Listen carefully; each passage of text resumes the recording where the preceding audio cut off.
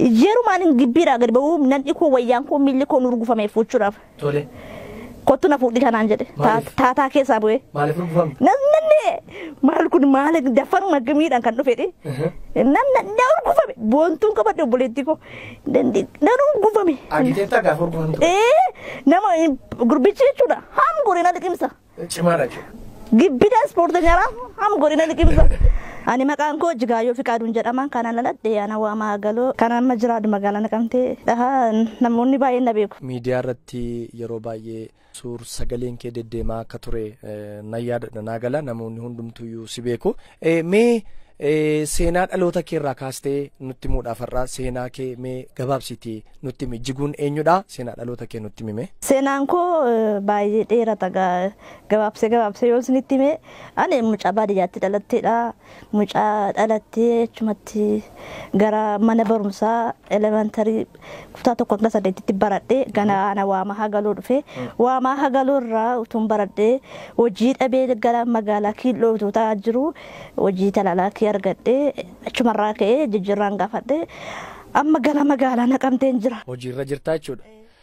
Mee maal hojjechaa turtee fi maal hojjechaa akka jirtullee iddoo hojii kee maal hojjechaa akka jirtu mee dhaggeeffattoota keenyaa fi xinnoo isheetu irraa haasofte. Amma kanan hojjechaa jiru siivil sarvisiidha. Namni qaama guutuu qabaatee iyyuu hojjetee yeroo akkasiitti qaamuma guutuu qabaatee hojjetee hojii argachuu dhiisuu danda'a. Siin garuu Waaqayyo umurii kanatti si gargaare sa'aatii kana siif laateera. Akkamimmee gaggabaabsinee haasa'uudhaa fi yeroo darbe waan tokko si gaafataa turani miidiyaa irratti waan tokko gaafatamaa turte. Mee haala gaa'ila kee maalirra jirtame haala gaa'ila kee nutti himi jechuudha. Haalli gaa'ila koo bara jiraadhee dhufee kaasee tuma wanti baay'een na mudatu wanta baay'een dhufee wanta baay'een na dura goraa ture wanta baay'een qabamaan ture darbee 2015 darbuun dadhabee akka tasaan mudannoo addaatu narra ga'ee innis maayedha beektaa. Ani akkuma beekamu akkuma dhugaasaa haasoo yoon barbaade nanaasaa silkiin na dawwalama FB nan fayyadama TikTok nan fayyadama meesejiilee na ijoolleen na faana haasa'u miidiyaalee hawaasaa garaagaraa miidiyaa waan garaagaraa nan fayyadama.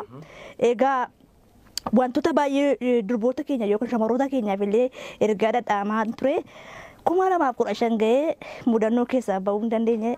Nam mudatame. 2015 suma amma keessa jirru kana. Gaafa 13 ji'a 4 2015. Guyyaa 13 ji'a 4 2015. 2015. Innaa silkiin tokko Addis Abaabaa naa dawwalame. Okay. Naa dawwalame innaa seenaa sana taasee maqaa sana taasee mucaan taasoo kun ani isa yuun beeku. Innis nan beeku silkuma koo fudhate. Silkuma koo fudhate. Naa dawwalee urraa fudhattee yeroo jedhu mucaa biyya kee tokkotu Addis Ababaa safara piyaasaa kan jirti mana nyaataa keessaa kan hojjettu jirti isheen naa laatee isheen immoo ishee wajjin yeroo baay'ee yeroo Finfinnee dhuftu ishee bukkeen bultaa ishee bukkeetti si argara garuu nan agarre silkii moo koo ishirraa fudhate malee. Isa si dawwalu kanatu mucaa hiriyaa keerraan fudhadhee siin jedha. Mucaa waama hagaloo mucaa waama hagaloo irraa fudhate. Mucaa waama hagaloo irraa boleettiin ammallee Yemeniin jirti biyya alaa baate. Ishirraa fudhate naa dawwalee naani ani maqaan koo Taakkalee Tafarraa Raggaan jedhama. Gaafa si bilbiluu jechuudha. Ishee obboleessa koon jedheeni.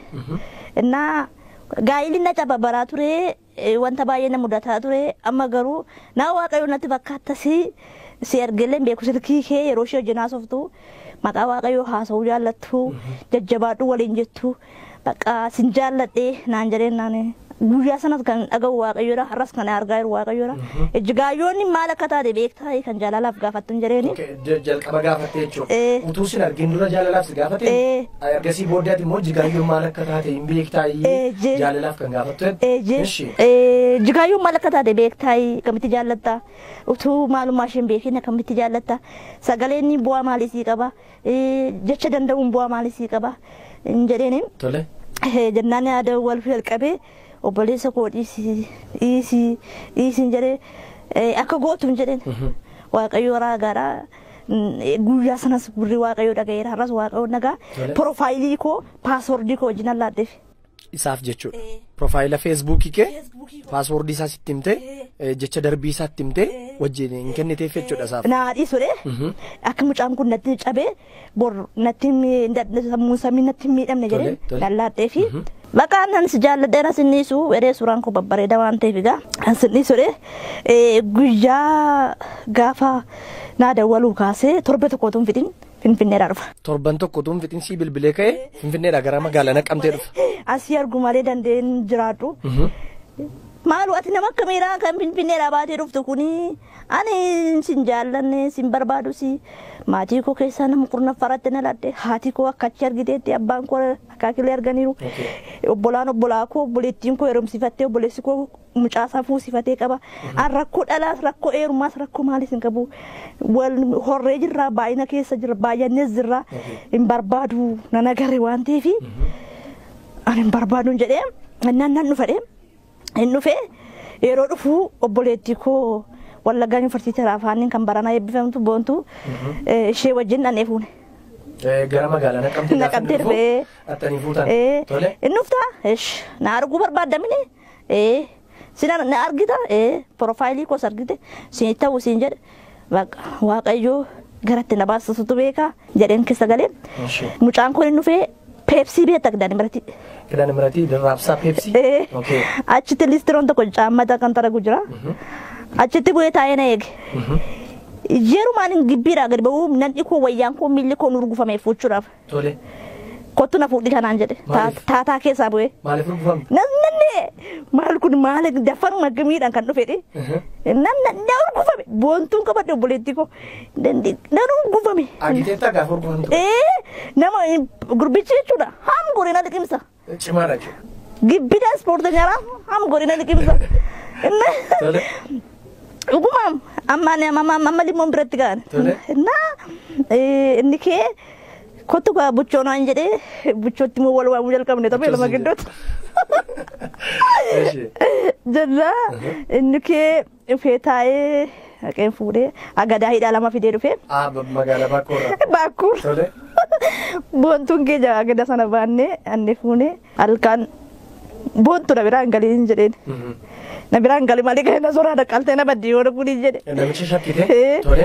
Qaltee na baddii kuni na biraan galee naan is bakka yoo bultee bulii yoo galtees galeereen jennaan galte mucaan teenyee haasofne hin kakatee akkasin jaalladha. Amma gamanatti fuutee galte.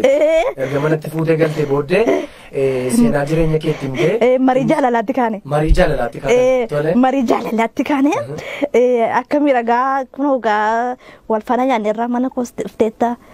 Kunoo gaa manni koo kanaa kiraayeen koo kanaa lafa kanaa dhangala'aa. Tole.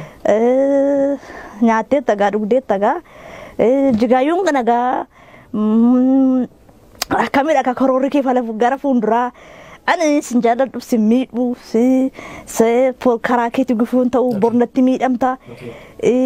Bakka ayinaan jettee tiraanspoortii gubdee natti miidhamtee karaa koo irratti bor gufuun narra ga'uurra jedheen sitti mee uftee gaa jennaan ani sin dhiisudha. Ani sin dhiisu gaafa inni jedhu kuni 13/4/2015dha.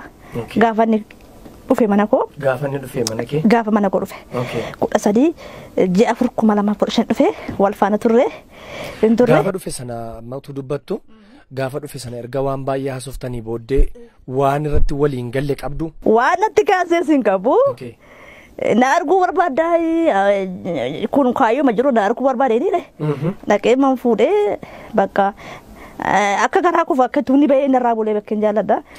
Waan gochuu keenyatti fakkaata waan ta'eef. Malee dhuguma jaalalaaf waan si bira dhufe. Natti fakkaatu maali hin fakkaatu gaa anaaf inni wal bukketti profaayilii keenya ilaaluu dandeessa. Hin fakkaatu naa akka yaada koofiiftuu yeroo sana nyaata isaa nyaateera waan ta'eef tuu ka'ee deemee hin jaalladha. Deemuu dhiisee mucaan rafee. Hin ciisee. Egaa. Kayee mugana mandeeman naan indidee inture guyyaa baay'ee ture. Isa bulee irratti iyyuu. Inture.